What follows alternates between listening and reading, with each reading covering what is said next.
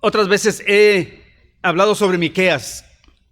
De hecho, he estado haciendo ya de tiempo atrás estudios sobre Miqueas, así de que es un gran libro. Y voy a leer entonces en Miqueas capítulo 2. Y por favor, busquen ahí en sus Biblias Miqueas capítulo 2. Entonces leemos ahí esta parte de la palabra de Dios. No lo leo todo, pero voy a leer desde el versículo 6. Y de allí vamos a estar considerando esta parte de la escritura. Ya anteriormente he hablado de los versículos anteriores del capítulo 1 y lo que va del capítulo 2. Entonces, no les pido que se acuerden. Yo creo que durante el tiempo que esté hablando van a recordar algunas cosas y yo mismo tengo que hacerles recordatorios. Entonces, dice así la palabra de Dios en el verso 6. No profeticéis, dicen los que profetizan. No les profeticen, porque no les alcanzará vergüenza. Tú que te dices, casa de Jacob, ¿se ha acortado el espíritu de Jehová? ¿Son estas sus obras? ¿No hacen mis palabras bien al que camina rectamente? El que ayer era mi pueblo se ha levantado como enemigo punto y coma. De sobre el vestido quitasteis las capas atrevidamente a los que pasaban como adversarios de guerra. A las mujeres de mi pueblo echasteis fuera de sus casas, que eran su delicia, y a sus niños quitasteis mi perpetua alabanza. Levantaos y andad, porque no es este el lugar de reposo, pues está contaminado, corrompido grandemente. Si alguno andando en espíritu de falsedad mintiere diciendo, yo te profetizaré de vino y de sidra, este tal será el profeta de este pueblo. De cierto, te juntaré todo, oh Jacob, recogeré ciertamente el resto de Israel. Lo reuniré como ovejas de Bosra, como rebaño en medio de su aprisco. Harán estruendo por la multitud de hombres. Subirá el que abre caminos delante de ellos. Abrirán camino y pasarán la puerta y saldrán por ella. Y su rey pasará delante de ellos y a la cabeza de ellos Jehová. Vamos a orar. Nuestro Señor, ahora nos ponemos en tus manos para considerar esta parte de tu palabra. Entonces, como siempre, Padre, aún ahora lo decimos, confiamos en la obra de tu Espíritu Santo para guiarnos y hacernos entender, Señor. Y así honrar tu nombre, viviéndolo y practicándolo. En el nombre de Jesús oramos. Amén. Muy bien. Esta mañana quiero que consideren un ataque a la verdad y sus consecuencias. Ahora bien, la palabra de Dios nos dice en Romanos 1:18 que la ira de Dios se revela desde el cielo contra toda impiedad e injusticia de los hombres que detienen con injusticia la verdad. ¿Qué detienen?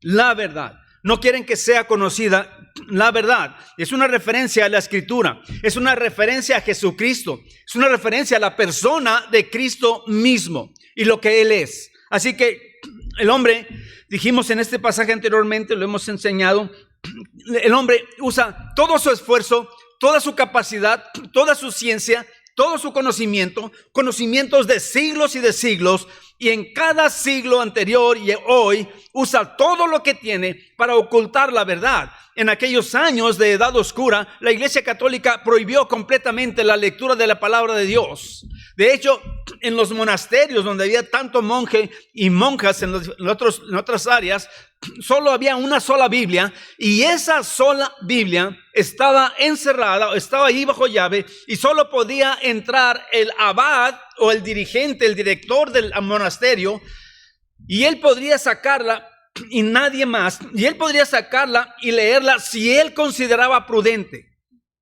La escritura jamás era leída entonces. Solo lo que por ahí se enseñaba ya de tiempo, que la iglesia había enseñado, pero no se dejaba la lectura a la gente en el monasterio, mucho menos a toda la gente de las comunidades y los diferentes pueblos.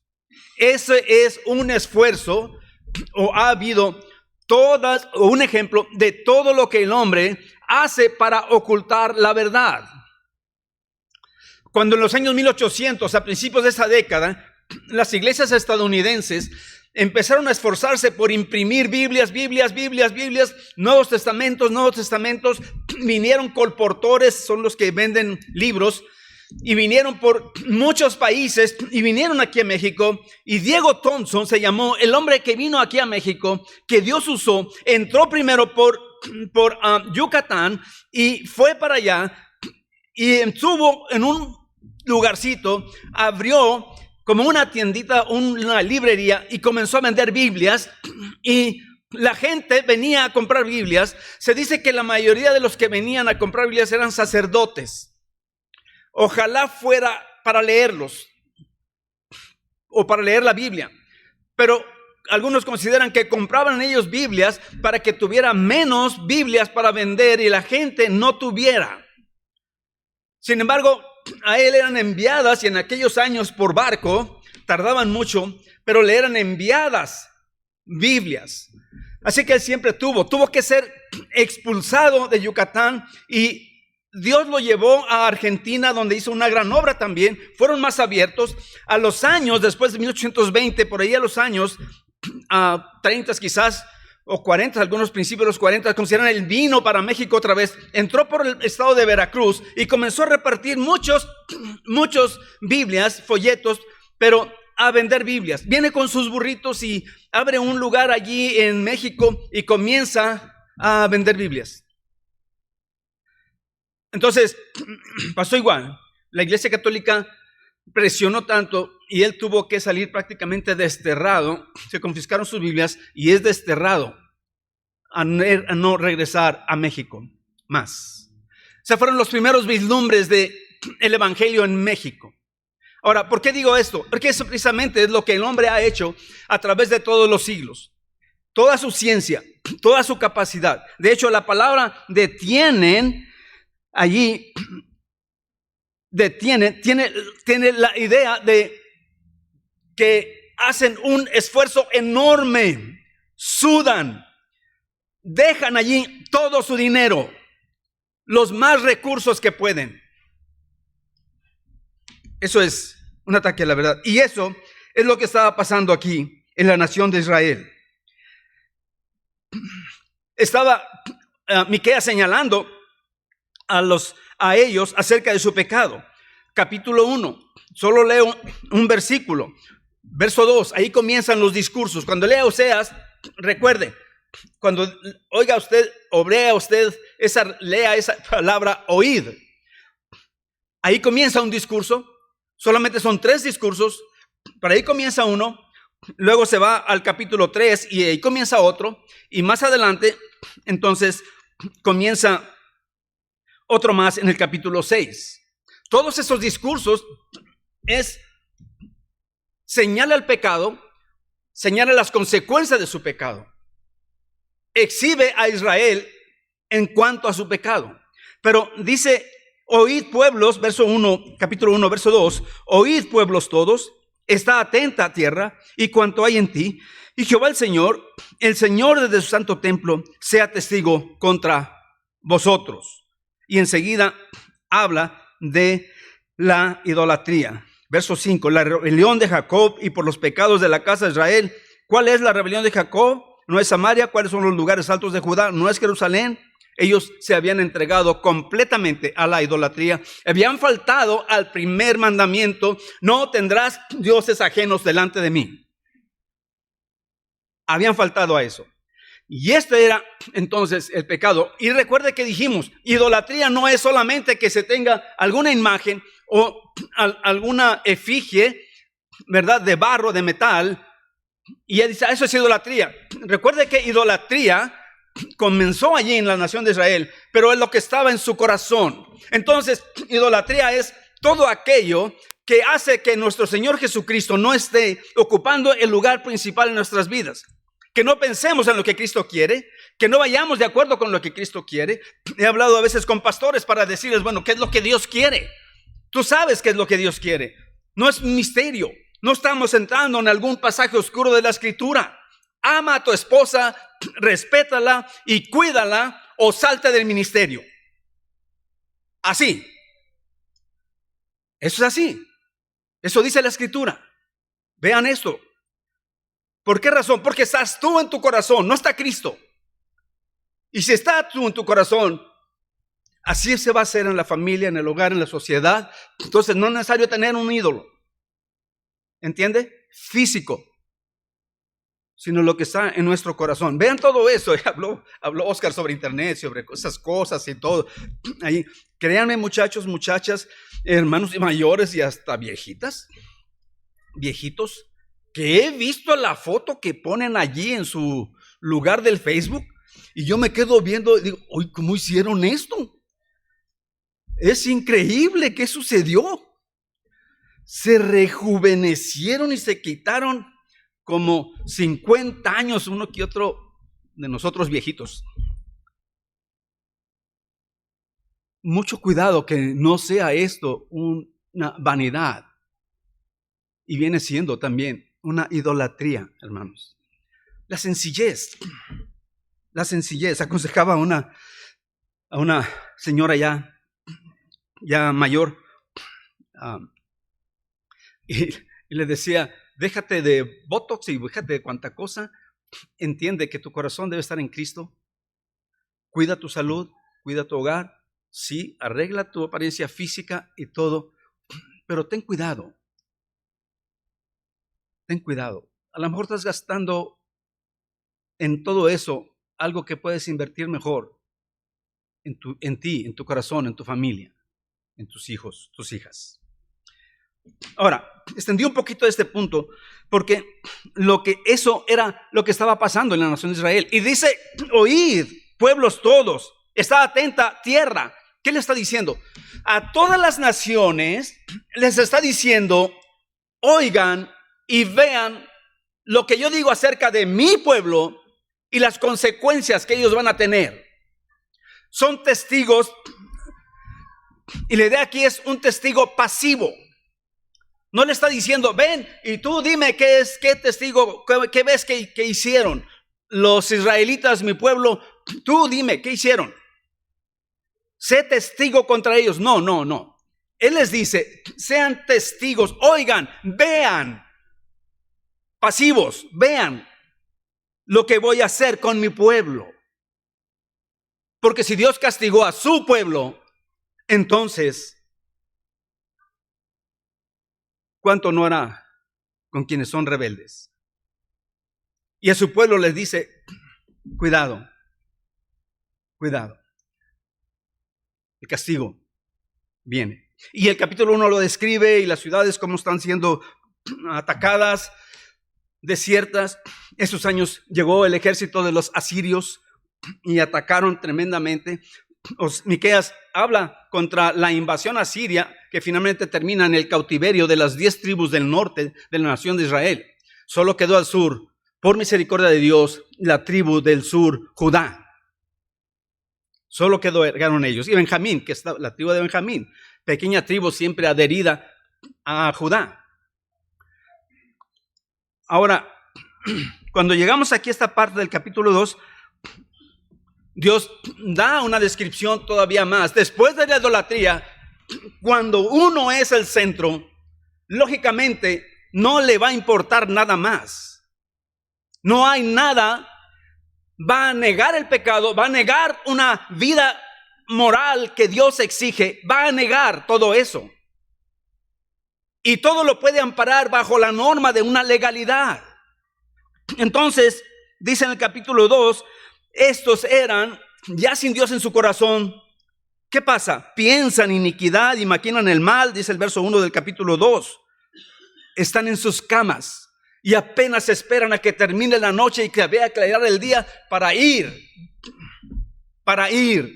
y hacer lo que planearon, para estafar, para robar, para oprimir. Esto no es un sermón de izquierda o de que tienen que rebelarse contra el gobierno, contra los ricos. No hay nada de eso en lo absoluto en este pasaje. Es una ofensa a Dios directamente. Es una ofensa a Dios directamente. Entonces, ellos estaban haciendo esto. Y finalmente, cuando llega el versículo 6, todo esto es la introducción, pero llega el capítulo 6 y entonces se da cuenta que ellos atacaban a los profetas que les decían acerca de su pecado, que hablaban contra ellos por ocultar la verdad. Como dice allí, la palabra de Dios, la escritura, es la única verdad que existe, es palabra de Dios, es eterna. Entonces, prohibir la lectura de la palabra de Dios o prohibir la predicación de la palabra de Dios trae la ira de Dios. Y Dios ha castigado a pueblos enteros por esta situación. Y el ejemplo primero, dijimos en el capítulo 1, fue su nación, Israel, su propio pueblo. Ahora, predicamos la verdad, pero hay todo eso. Si ustedes pueden recordar cómo es que quisieron callar a nuestro Señor Jesucristo. Eso es lo que está pasando aquí. ¿Qué dice? No profeticéis, les dicen. No prediquen. De hecho, la palabra es como una especie de burla. Le está diciendo a ellos, a los verdaderos profetas de Dios, les está diciendo, no estén balbuceando. La idea es como un bebé pequeño que apenas trata de pronunciar palabras no muy claras. Eso es lo que indica aquí. Dice, no balbuceen. Es como una burla para los profetas de Dios. Dicen a los que profetizan.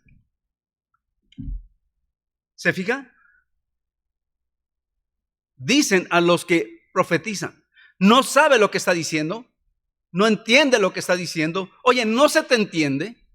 Oye, eso es pasado de moda. Oye, eso no está de acuerdo con lo que es el mundo en la actualidad. Y eso ha hecho que muchas iglesias vayan cambiando su predicación. En Israel, estos días era como una plaga. Falsos predicadores que estaban oponiéndose a los verdaderos profetas de Dios. Si la gente cree en Miqueas, dirían los falsos profetas, si la gente cree en Miqueas, perderán ellos su lugar. Vamos a perder nuestra posición. Por lo tanto, hay que callarlo. Ya hubo anteriormente un profeta y a todos han tratado con esto. Amós 7 del 10 al 13, no lo busquen, lo voy a leer. Dice, entonces el sacerdote Amasías, Amós 7 del 10 al 13, si lo buscan. Entonces el sacerdote Amasías de Betel envió a decir a Jeroboam. Jeroboam era rey en Israel. Jeroboam II era rey en Israel en las 10 tribus del norte. ¿Se acuerdan que hubo esa división? Los del sur, Judá, y la división del norte, las otras 10 tribus. Jeroboam era el rey. ¿Ok? Finalizando el reinado de Salomón y Roboam, su hijo, comenzó, ahí hubo la división. Entonces dice, el sacerdote Amasías de Betel envió a decir a Jeroboam, rey de Israel, es el sacerdote, nadie más, el sacerdote. Dice, Amós se ha levantado contra ti, el profeta Amós se ha levantado contra ti en medio de la casa de Israel. Y enseguida le dice, la tierra no puede sufrir todas sus palabras. ¿Se fija? Él cree que está hablando por toda la tierra y es posible que sí. Aquí, según el contexto, los que oprimían, los que estaban en una posición clara, que abusaban del pueblo, que debiendo ser líderes de la nación, ellos estaban oprimiéndoles, buscando cómo, de acuerdo a sus leyes arregladas, habían o podían quitar tal propiedad, especialmente la tierra. esa propiedad.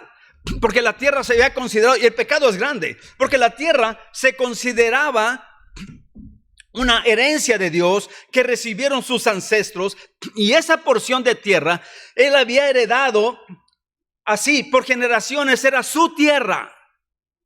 Dios se las había concedido. No había latifundismo en Israel. No había un hombre que tuviera hectáreas y hectáreas y cientos o miles de hectáreas de terreno. Cada quien tenía su propiedad, su tierra, la habían dividido. Las familias tenían sus propiedades, iban dejándola a las generaciones siguientes.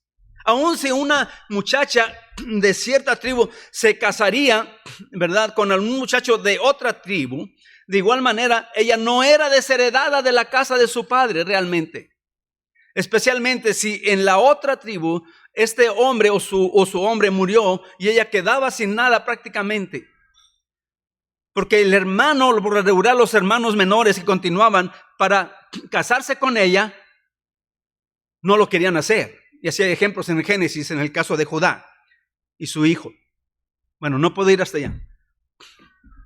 Pero entonces, esto es lo que estaba pasando. Así que, ¿qué quieren hacer? Él decía, la tierra no puede sufrir sus palabras. Lo que está predicando Amós no lo podemos aguantar. Es un sufrimiento, es un ataque contra ti, oh rey. Y enseguida dice, porque así ha dicho Amós, así habla Amasías. Amós dice, Jeroboam morirá a espada, el rey morirá a espada, e Israel será llevado de su tierra en cautiverio. Fíjese. Y Amasías dijo a Amós, vidente o profeta, vete, huye a tierra de Judá y come allá tu pan y profetiza allá, y no profetices más en Betel, porque es santuario del rey y capital del reino. Está diciendo, te damos oportunidad de que te vayas y vete a tu tierra y allá di lo que quieras decir. Vete a Judá, di allá lo que quieras decir. Pero aquí no. ¿Por qué? Porque es santuario del rey, es capital del reino. No profetices.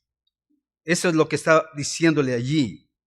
Es una amenaza. Su reputación, sus sacerdotes, estos sacerdotes, estos falsos profetas, la predicación de ellos no coincide con la palabra de Dios. Es como decir, sí, en el caso de Miqueas, si Miqueas está diciendo la verdad, entonces nosotros somos mentirosos. Eso no se exhibe. Amós de igual manera, porque nadie profetizaba mal contra la nación de Israel y contra el rey. Y recuerden lo que les he dicho, tenían su teología. Ahorita vamos a ver eso, apoyándose en esto, muy teólogos allí. Así que no testifiques, así dicen los que resisten a la verdad. Entonces, dicen a los que profetizan, no les profeticen, porque no les alcanzará vergüenza. Ahora, aquí el punto es que en el versículo 6, la siguiente expresión, no les profeticen, es como si el Señor hablara a sus profetas. No les profeticen. ¿Por qué? Dice, vendrá el castigo y la expresión no les alcanzará vergüenza o oprobio, porque ellos piensan que jamás vendrán estas cosas. Ahora, no les profeticen es una implicación a decir hasta aquí. Se les fue dicho, se les dijo, se les advirtió, se les habló. Nuestro Señor jamás enviará un castigo sin antes advertir, sin antes presentar la oportunidad de arrepentimiento. Él siempre enviará a sus profetas, a sus predicadores, verdaderos predicadores, que se basan en la palabra de Dios. Olvídense, no de sueños y de visiones. No de sueños o de visiones o de experiencias. Me decía yo a Norita, hermano, esta situación, y me presenta la situación de aquel que dice que ahora queda en Cristo, pero que, ¿por qué razón? Pues porque parece que sufrió ahí una especie de desmayo y que cayó o algo parecido. y hay una emoción fuerte allí. Eso lo hace Taurus o el Milton o cualquier hipnotista que quiera que hace este tipo de espectáculos. Él lo hace. Hay predicadores que hacen eso. Es una técnica que se aprende. Eso hay. Y dicen que es el Espíritu de Dios. Eso pasaba en esos años. No dice la Biblia que alguien que recibe el Espíritu del Señor vaya a experimentar o desmayos o se ríe locamente o vomita o cuanta cosa pudieran decir. Nada de eso es verdad. Son falsos profetas. Y la gente cree que porque experimentó eso, ya está en el Espíritu de Dios y ya es salva. Y está en la misma condenación. Porque no ha habido realmente un arrepentimiento de sus pecados, ni ha considerado el perdón de Dios y su misericordia. Mucho cuidado. No hay nada nuevo debajo del sol. Eso sucedió en Israel. De igual manera. Entonces, si Miqueas o Amós está en verdad, entonces nosotros somos los mentirosos. Eso no nos conviene. ¿Sabe quién dijo esto? Entonces no nos conviene. ¿Sabe quién dijo esto? Si vamos a Juan 11, 48. Ahí sí quiero que vaya al pasaje. Búsquelo bien rápido, así. Juan 11, 48. Están reunidos todo el Sanedrín. Está reunido toda la máxima autoridad religiosa en Israel. Los 70 ancianos reconocidos como sabios, como prudentes, que conocen toda la escritura y con un testimonio de que según ellos practican y viven la verdad. Entonces ellos están aquí. Entonces ellos están razonando acerca del Señor Jesucristo. ¿Y qué dice? Si lo dejamos así, ¿a quién? Al Señor Jesús. Ya. Y después sobre Lázaro, que acaba de ser resucitado. ¿Qué dice? Todos creerán en Él. ¿En quién? En Jesús. Y los romanos vendrán y nos quitarán nuestro lugar como nuestra nación. Y el sacerdote, sumo sacerdote, dice, no entienden que conviene que uno muera y no todos. ¿Se fijan? No pueden resistir la verdad. Y eso estaba pasando aquí en este caso. Por eso dice, no les profeticen finalmente el Señor, porque ellos, por su orgullo, la vergüenza será inmensa que no la resistirán.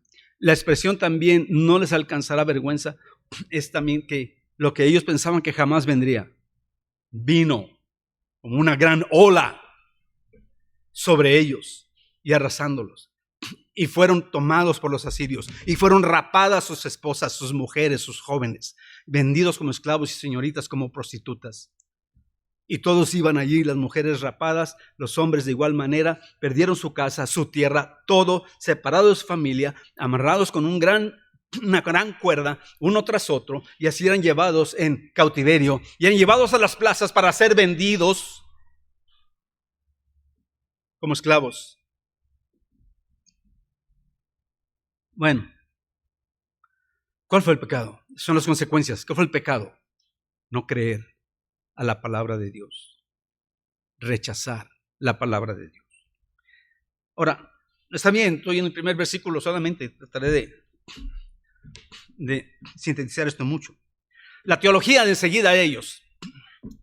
El verso siguiente, vea su teología. ¿En qué ellos tenían base para decir que sobre ellos no va a venir vergüenza alguna? Dice, tú que te dices, me gusta la versión de Miqueas de Reina Valera. Tú que te dices, en otras palabras, ustedes a sí mismos se dicen, o entre ustedes se dice. Tú que te dices, casa de Jacob, ¿se ha cortado el espíritu de Jehová? Eso es como un reto para Miqueas. Oye, Miqueas, tú estás diciendo que Dios vendrá con este castigo, que Dios va a hablar y está airado por nuestro pecado. Miqueas, ¿qué clase de Dios tienes tú? Estoy haciéndoles pensar, es el cuadro que están presentando ellos aquí. ¿Qué clase de Dios tienes tú? Tienes un Dios, Miqueas, tú tienes un Dios como si fuera un Dios de mecha corta. que así rápido se enoja y pum, pum, destruye todo. Ellos tenían su teología. No, Miqueas, ese no es el Dios. Un verdadero Dios no actúa así. Por eso enseguida dicen, ¿son estas sus obras? ¿Acaso Dios de verdad hace eso? Fíjese bien su teología. Su teología consistía únicamente en considerar a un Dios de amor y de misericordia, tranquilo, así, bonachón, y que no castiga ni disciplina. Él es todo amor. Se exalta excesivamente el amor de Dios, pero jamás se habla de su ira y de su castigo por el pecado. Jamás se habla de su justicia, porque no se detendrá. No se detendrá. El punto aquí es que la gracia de Dios sí es grande. Y dice en Tito 2, 11, 13, que se ha manifestado para salvación a todos los hombres, enseñándonos que renunciando a la impiedad y a los deseos mundanos, vivamos en este siglo sobria, justa y piadosamente. Entonces, si es un Dios de gracia, es un Dios de amor, es un Dios lleno en misericordia, paciente para con todo, dice la Escritura, no queriendo que ninguno perezca, sino que todos procedan al arrepentimiento.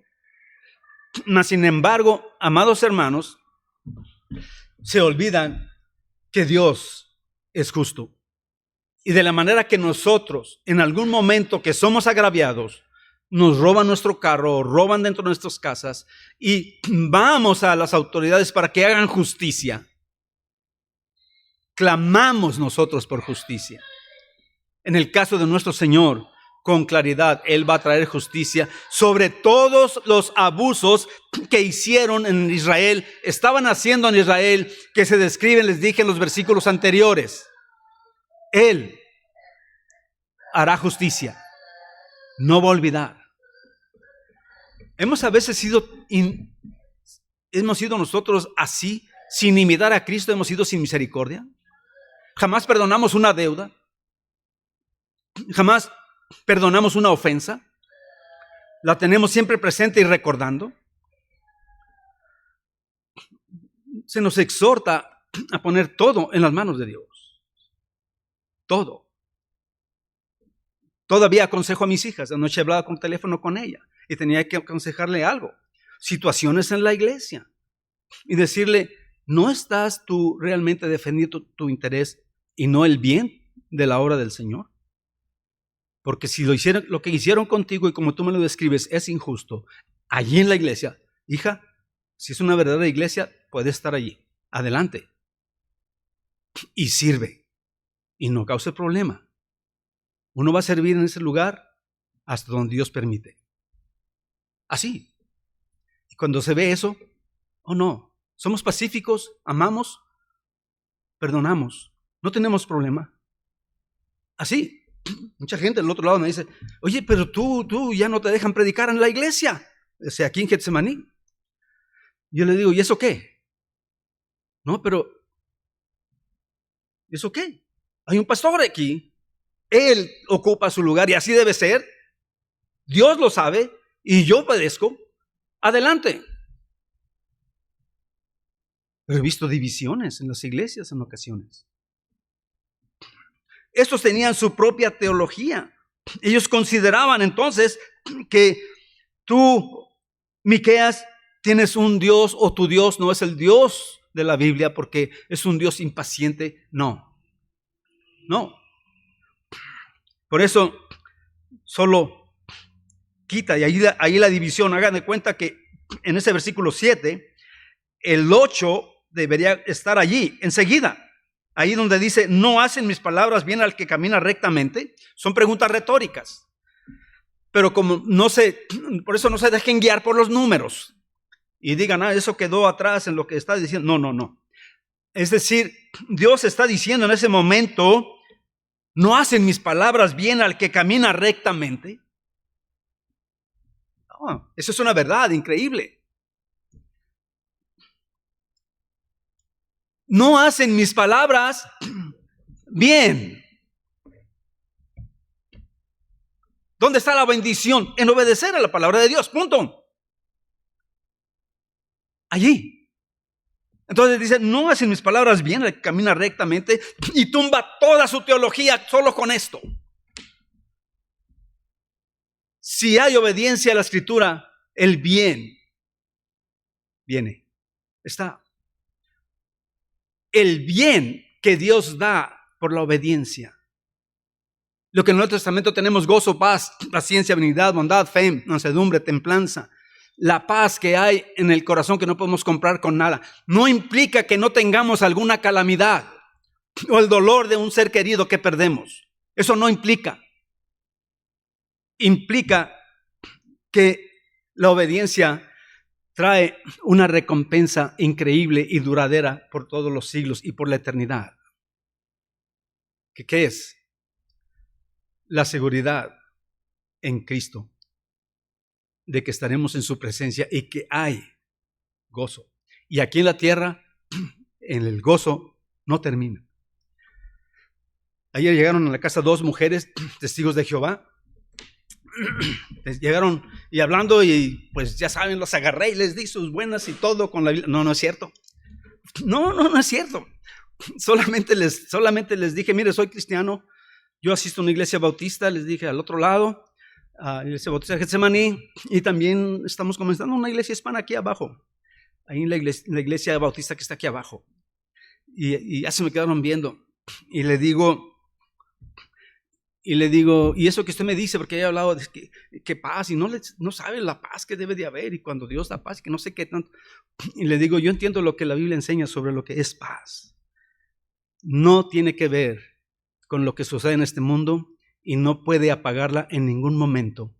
La paz de Cristo sobrepasa, dice la Escritura, todo entendimiento. Es mi paz os dejo, mi paz os doy. No hay nada que la enturbie. Lo único que hace que se enturbie esa paz es nuestra desobediencia a la palabra de Dios. Así. Y créanme, uno tiene que aprender sobre eso. Por tanto, cuando le dicen no profeticéis, no les alcanzará vergüenza, esos son los falsos, pero con claridad, ¡pum!, así, de pronto, ¡pum!, con esas palabras, no hacen mis palabras bien al que hace rectamente. Quieren ser merecedores verdaderos de la bondad y el cuidado de Dios, solo obedezcan la palabra de Dios. De hecho, cuando ellos llegaron a la tierra prometida, el Señor les dice con claridad, como decirles, no se confundan. Yo te saqué de Egipto, de casa de servidumbre, y ¡pum!, les dice, no tendrás dioses ajenos delante de mí. Pero cuando dice, te saqué de casa de servidumbre, le dice enseguida todos los mandamientos. Y si tú quieres seguir viviendo en esta tierra hermosa, obedece la palabra de Dios. Así. Es como decirle eso. Mientras obedezcas la palabra de Dios, los mandamientos, entonces permanecerás en tu tierra. Pero ¿qué dice más adelante? Así pasó. El que ayer era mi pueblo, ¿qué dice enseguida? Se ha levantado como enemigo. De sobre el vestido. Vea todo esto, es terrible. Así. Ellos oprimieron a la gente, al pueblo le robaron. Otra vez, por medios legales, acomodando leyes o haciendo artimañas. Acab, la mujer de él, pagó a falsos testigos para que hablaran en contra de Nabot, que Nabot había blasfemado de Dios, usó la ley, había blasfemado de Dios y que ya no era merecedor de la tierra, sino de la muerte. Y Nabot es asesinado legalmente todo, porque así decía, pero esos falsos testigos estuvieron allí. Y entonces el rey Acab, ni el rey podía tocar la propiedad heredada que el Señor había dado. Entonces el rey Acab tomó la tierra, tomó la viña. Desobediencia. Por eso, en el versículo anterior, o los versículos anteriores, dicen ellos en la mitad del versículo 4, del todo fuimos destruidos. Ha cambiado la porción de mi pueblo, su tierra. Dice, ¿cómo nos quitó nuestros campos? Dios lo hizo. Los dio y los repartió a nosotros.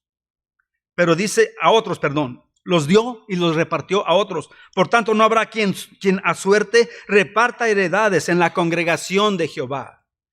Es decir, no habrá quien a suerte, por decir así, era la expresión para usar. No habrá quien eche la medida para trazar un lindero de nuestra propiedad. O los que tenían heredades podían también heredar a su hijo mayor la tercera parte de la heredad y una otra parte repartirla entre los demás hijos. Quizás más de la mitad de la heredad era para el hijo mayor, pero los otros que quedaba de la heredad era dada a los otros hijos. Y se tendría que poner el cordel, pero no podrían hacer eso ya más. Estos tomaron la tierra y Dios la quitó de ellos y la dio a otros por su pecado. ¿Qué pasó? Mientras obedecieron la palabra de Dios, permanecerían en esa tierra. Por tanto, les dice enseguida, no habrá quien reparta allí heredades. Entonces, más adelante, les dice con claridad, levantaos, el verso 10, levantaos y andad, porque no es este el lugar de reposo. ¿No era así la tierra prometida? Tierra que fluye leche y miel, decían, a donde llegaron, a donde descansaron de su peregrinación de 40 años en el desierto. Y ese era su reposo. Y Hebreos tiene que hablar sobre eso. Y finalmente ese no era el verdadero o el reposo definitivo, sino es figura del reposo de la eternidad que tenemos en Cristo y que comenzamos a vivirla desde el momento que somos salvos. Entonces, ¿no es este el lugar de reposo? No, ya no es este el lugar de reposo. ¿Por qué? Porque está contaminado, corrompido grandemente. Se contaminó. ¿Cómo? Por su pecado, por su desobediencia. Y hermanos, si nuestro pecado contamina nuestros hogares, contamina nuestros hogares, contamina, perjudica terriblemente, ocultar, vivir en oculto en nuestro pecado. Y eso, amados hermanos, Dios traerá a cuenta. En ocasiones nos arrepentimos, pero a veces Dios permite, y así lo permite, las consecuencias de ese pecado continúan, llegarán. David pecó, pero las consecuencias de su pecado permanecieron. Y él tuvo días difíciles y de infelicidad, porque entre sus propios hijos se mataron unos a otros. ¿Se fija? ¿Se mira esto? Claro. El Señor dijo que habría violencia, y la violencia llegaría hasta la misma casa, los hijos contra los padres contra los hijos, la nuera contra la suegra, y van a decir, bueno, eso es normal. No es normal. No. Pero que habría toda esa situación. Eso le está diciendo allí. Entonces, ¿qué pasó? ¿Qué sucedió? En el verso siguiente, desobediencia a la palabra de Dios trae la consecuencia. ¿Cuál? Te conviertes en enemigo de Dios. Dice el versículo siguiente, el que ayer era mi pueblo se ha levantado como enemigo. Sí. Aquí está hablando a todo el pueblo y también a algunos esos que piensan iniquidad y todo eso en sus camas. El capítulo 3 va a ir directamente en su discurso al inicio, va a ir directamente contra los príncipes y los sacerdotes, líderes, contra ellos va. Pero en esta parte a todo el pueblo. Y por eso el que ayer era mi pueblo se ha levantado como enemigo. Y enseguida describe por qué. Si tú obraste mal, robaste, ofendiste aquí a alguien, aún de la iglesia, pero fuera de la iglesia, te conviertes en enemigo de Dios. Porque no puedes hacer eso. ¿Qué hicieron? De sobre el vestido quitasteis las capas atrevidamente a los que pasaban como adversarios de guerra. Eran asaltados. eran asaltados. Y la idea es que eran consentidos por la autoridad, porque reportaban a la autoridad algo de sus asaltos para seguir siendo. Eso no es nuevo. Recuerden lo que les digo, nada nuevo debajo del sol. Eso ya sucedía. Todo eso es parte de lo que vivimos en la actualidad. Se corrompe. Exactamente pasó allí. Pero, ¿qué pasó? Eso lo hace enemigo de Dios. Me convierto en enemigo de Dios cuando abuso de alguien. Me convierto en enemigo de Dios cuando a las mujeres, o no pienso en las mujeres que dice aquí, a las mujeres de mi pueblo echasteis fuera de las casas que eran su delicia. No implicaba qué tan grande, qué tan rica o qué tan pobre era su casa. Y ustedes no tuvieron temor de Dios para arrebatarla, para quitarla, para echarle fuera. Y vino el lloro, y vino la tristeza. ¿Qué dice? ¿Qué dice enseguida? A sus niños. Aquí está hablando de la familia, pues. A sus niños. ¿Qué hizo? Quitasteis mi perpetua alabanza. Ver a un niño, a un pequeño, siempre, bueno, Ana y yo siempre pensamos en nuestro corazón, Dios es tan bueno. Porque es tan maravilloso darnos bebés. Y darnos bebés aquí en esta iglesia. Es increíble.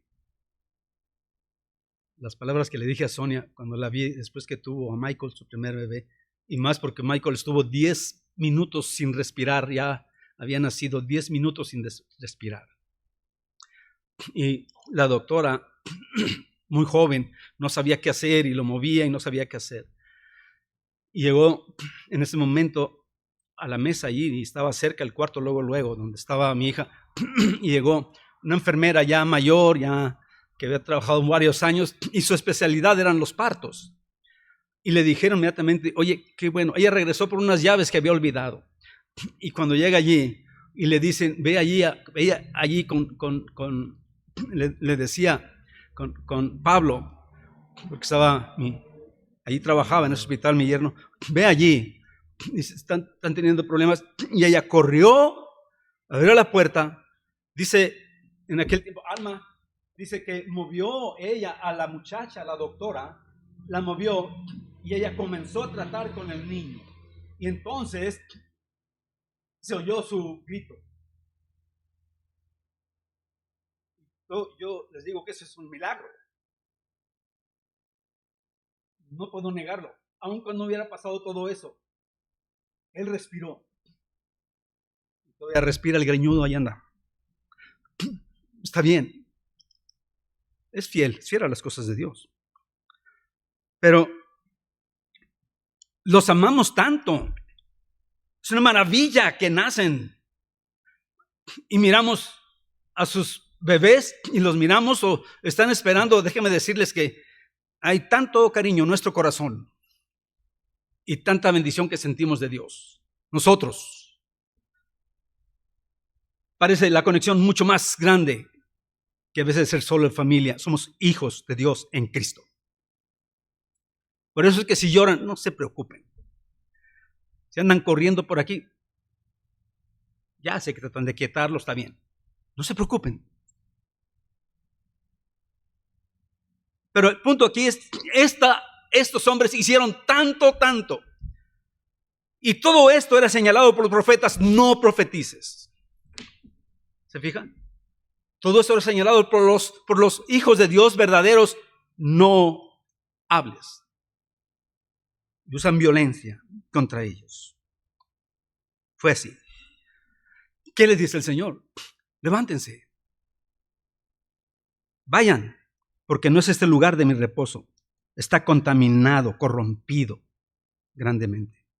Si alguno andando con espíritu de falsedad mintiera y diciendo, yo te profetizaré de vino y de sidra, este tal será el profeta de mi pueblo. Bueno, no sé si ya los dormí con esto, pero termino aquí. La mejor parte se lo voy a dejar para la próxima, que son los versículos 12 y 13. Pero aquí, lo que estaba diciendo, hasta este grado han descendido, que si algún borracho llega a ustedes y les habla y les dice, esto es palabra de Dios, a ese van a seguir. Hasta ese grado descendió por su ambición y su rebeldía. Hasta ese grado descendió su sensibilidad en cuanto a la verdad de la palabra de Dios. Se justificaron. En nuestra iglesia queremos que se predique la verdad. Y jamás vamos a decir que alguien calle. Bueno, si dice algo indebido, pues hasta lo bajamos de aquí del púlpito. No, eso es cierto. Eso es verdad. Pero, pero amamos la verdad y la escritura, hermanos. Y queremos que aprendan y que entiendan más y más y más de la palabra del Señor. Que no cualquiera que predica y aun cualquiera de nosotros va a engañarles. Saben muy bien. Y también nos esforzamos porque la palabra de Dios corra. Tiempo atrás el hermano habló de la oración de Pablo que pedía que oren por mí, que la palabra de Dios corra, Dios me dé palabra y sea así glorificada. Que Dios le diera a él fuerzas. Esto es todo en relación con la palabra de Dios. Allí. No profetas falsos, verdaderos profetas. Amados, por eso es que tenemos misiones también. Y los muchachos, pastores que van para allá, son hombres que aman la palabra de Dios. Por eso los enviamos. Van allí. Y les apoyamos. Y lo seguiremos haciendo. Y aunque el mundo o otros falsos busquen ridiculizar, porque eso han hecho con nosotros, no tienen el Espíritu de Dios. Luego se nos dice, les falta el Espíritu de Dios. ¿Por qué? Pues porque no hacemos show aquí enfrente. Nos paramos detrás del púlpito y enseñamos la palabra de Dios. Y una iglesia, les dije anteriormente que tuve que pedir un púlpito. Le dije, y era un graduado, oye, ¿qué pasó? Se te ha olvidado la seriedad de la palabra de Dios. ¿Tienes un púlpito aquí? Bueno, sí, lo tenemos allá, hermano. ¿Quieres que predique? Trae el púlpito, ponlo ahí. Ahí vienen sacudiéndolo de todo el polvo que tenía todo el asunto y ya lo pusieron ahí. Hicieron de esto un chiste que pues yo tenía que predicar en un púlpito. Pero lo que había era un atril como ese, así, muy bonito. Y él se movía por acá con chiste y con acá y con allá. Y le dije, esa no es predicación. Bueno, ya no me volvieron a invitar. Yo espero que aquí sí me sigan invitando, ¿no? Yo espero que aquí sí me sigan invitando. Pero eso pasó. Amados hermanos, ¿han entendido la verdad ahora de la Escritura? Lo que este pasaje enseña. Eso es lo que está en mi corazón. Que lo vean. Y cuánta bendición va a haber en sus corazones y en sus hogares. Y pronto Él regresa. Entonces vamos a orar. 12 y 13 los dejo para el próximo. Les dije que es lo mejor y es que es lo mejor. Vamos a orar. Padre, gracias por todo este tiempo. La verdad ha sido interesante considerar estas cosas. Estoy llevando algo de tiempo, quizás casi cerca de la hora. Pero bendice nuestro corazón para seguir en todo esto en tu palabra. Entendemos cuánta verdad hay. Perdona nuestro pecado. Nos humillamos delante de ti. Mira nuestro corazón que queremos obedecer, que queremos seguirte. Cuida todo hogar. Si aquí hay alguna familia que tiene un problema, algunas situaciones, Padre, solo tu Espíritu obra en su corazón. Son hijos tuyos, para que haya obediencia, para que tú restaures. Y tú te glorifiques en ellos. Bendice al hermano Humberto, el pastor, está de viaje, y a otros hermanos que estén con bien, que regresen con bien. Hermano Manuel también. Hermano Manuel Morales, sí. La familia que estén con bien, Señor. Y el día de venir que vengan con bien. Oramos por todos tus hijos, en el nombre de Jesús. Amén. Bien, hermanos, pues el Señor los bendiga. Gracias por